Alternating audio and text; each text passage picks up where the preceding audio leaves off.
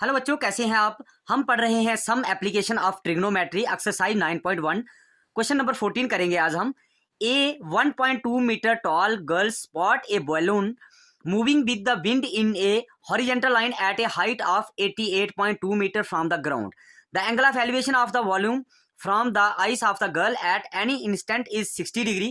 After some time, the angle of elevation reduces to 30 degree. Find the distance traveled by the balloon during the intervals. देखिए यहाँ पर हमें क्या करना है, एक इसकी फिगर बनाई है हमने। यहाँ पर जो है सीडी जो है एक गर्ल है, वो यहाँ पर खड़ी है और एक बैलून ऊपर उड़ा रही है। और जो बैलून उड़ रहा है वो पहले एंगल कितना बना रहा है, 60 डिग्री बना रहा है। फिर उसके बाद जब बैलून उसकी क्या बोला इसने, यहाँ पर देखिए, यहाँ पर ये after some time the angle of elevation reduce to 30 degree. जब एंगल ऑफ एलिवेशन रिड्यूस हो जाता है 30 डिग्री, तो आपने बताना है कि इसने बैलून ने कितना डिस्टेंस ट्रेवल किया होगा। तो सॉल्यूशन लिखेंगे इसका हम। Let the initial position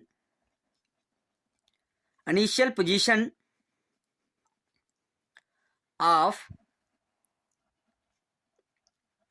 balloon is a. अब इनिशियल पोजीशन क्या है बैलून की, ये वाली ए पोजीशन है। उसके बाद हम क्या करेंगे, C D be the girl. C D कौन है, यहां पर ये गर्ल है 1.2 मीटर टॉल।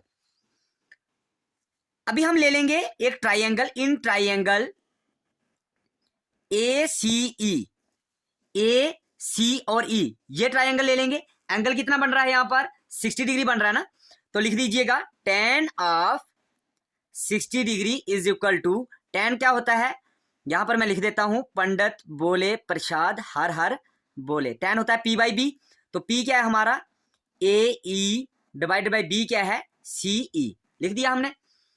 तो इसकी वैल्यू कितनी होती है, √3 इज इक्वल टू, इसको हम जो ए ई है इसको हम ऐसे भी लिख सकते हैं, A F minus E F.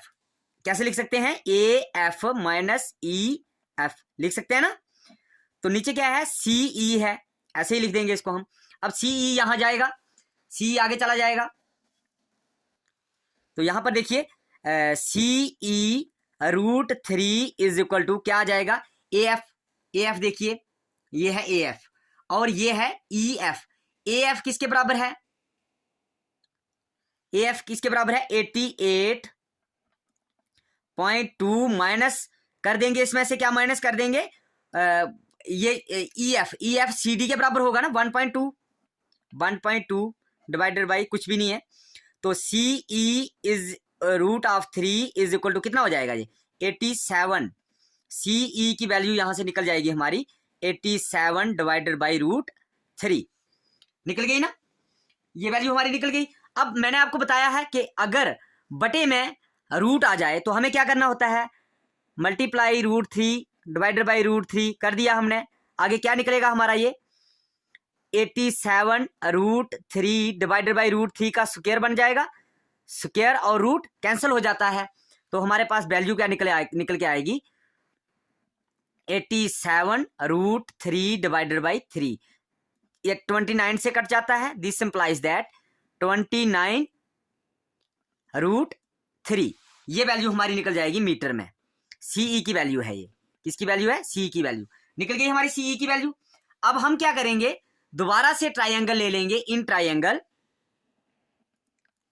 दूसरी ट्राइंगल क्या है हमारी, बी सी जी। देख लीजिएगा, बी सी और जी, ये वाली ट्राइंगल ले ली। एंगल कितना बन रहा है हमारा, एंगल बन रहा है हमारा tan of 30 degree is equal to किसके बराबर होगा, B G divided by C E, B G divided by C G. लिख दिया हमने, लिख दिया ना।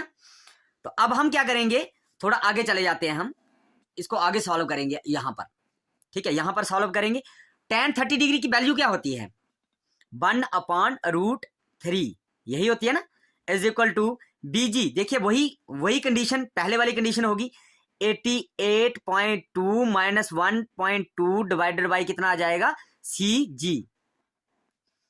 अब यहां से सी जी की वैल्यू, सी जी क्रॉस मल्टीप्लाइकेशन होगी ना इस केस के साथ, तो सी जी इज इक्वल टू निकल के आएगा हमारे पास 87√3 निकल गया, ऐसे निकला ना।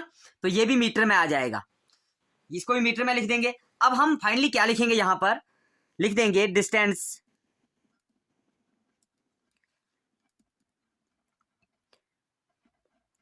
Travelled by balloon. डिस्टेंस क्या है, ई जी इज इक्वल टू, देखिए ई और जी ये वाला डिस्टेंस है ना, ये डिस्टेंस कैसे निकलेगा आपको पता है, सी जी से हम सी ई निकाल देंगे, सी जी से सी ई निकाल देंगे तो ये डिस्टेंस निकल जाएगा, सिंपल है।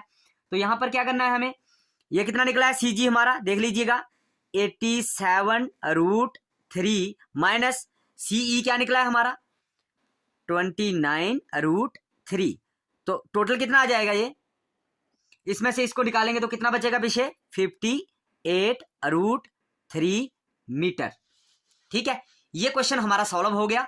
बिल्कुल ही इजी और आसान तरीके से मैंने समझाने की कोशिश की है। आई होप आपको ये क्वेश्चन समझ आया होगा। अगर क्वेश्चन समझ आया तो हमारी इस क्लास को लाइक कर लीजिएगा और हमारे चैनल को भी सब्सक्राइब कर लीजिएगा। हम आपको मिलते हैं इसके अगले क्वेश्चन में। Bye bye, take care students.